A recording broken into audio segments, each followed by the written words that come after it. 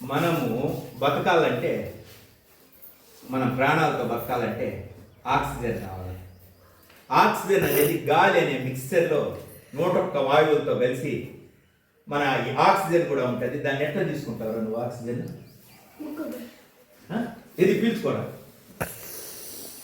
గాలిలో ఉన్నావు, గాలిలో ఉన్నావు కాబట్టి నువ్వు కానీ గద్ద కానీ బల్లి కానీ అవి గాలిలో ఉండే ఆక్సిజన్ ఊపిరితిత్తుల్లో పీల్చుకొని ఆక్సిజన్ గాలిలో నుంచి తీసుకుంటారు, బతుకుతుంది. మరి మట్టి లోపల వానపాములు కదా, కొన్ని రకాలైన పురుగులు కొన్ని మట్టి లోపలనే ఉంటాయి, మొక్కల వేర్లు, వాటికి కూడా ఆక్సిజన్ కావాలి కదా. అవి కూడా బతకాలంటే, ప్రాణం ఉందంటే వాటికి కూడా they also need oxygen. Is it right అన్నాడు? ఓకే, మరి వాటికి ఆక్సిజన్ ఎక్కడి నుంచి వస్తుంది అంటే ఈ మట్టిలో కూడా గాలి ఉంటుంది. అవును, మట్టిలో గాలి ఉంది, ఇది పీల్చుకోవాలి.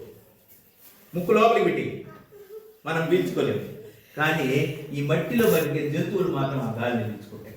ఇప్పుడు ఏం చేస్తామంటే ఈ ప్రయోగం చేసేదానికి మట్టిలో ఆక్సిజన్ ఉంది అనేందుకు ఒక మట్టి ముక్క తీసుకుందాం, మట్టి గడ్డ. అదేవిధంగా ఇక్కడ ఒక బీకర్లోకి నీళ్లు తీసుకుందాం. ఈ మట్టి గడ్డను ఏం చేస్తా ఉన్నామంటే నీళ్లలో వదులుదాం. వదిలినప్పుడు ఏమవుతుంది అనేది చూద్దాం. వదులుదామా? మట్టి కరిగేది చూడొద్దండి. నీళ్ల బుడగలు ఏమన్నా వస్తాయో చూడండి. చూసినారా? నీళ్ల బుడగలు వస్తాయి, గాలి బుడగలు వస్తా ఉన్నాయి. చూడండి, దగ్గరికి వచ్చి చూడండి. పైన నీళ్లు కూడా, నీళ్లలో నుంచి గాలి బుడగలు బయట వస్తా ఉన్నాయా?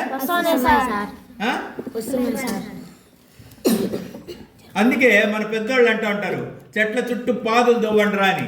పాదులు దవ్వితే ఏమవుతుంది? నేలను విత్తనాలు వేసే ముందు దున్నండిరా అంటూ అంటాం.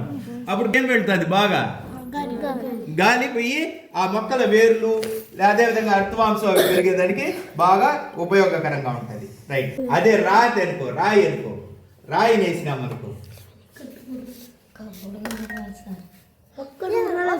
ఒకటి కూడా రాలేదు.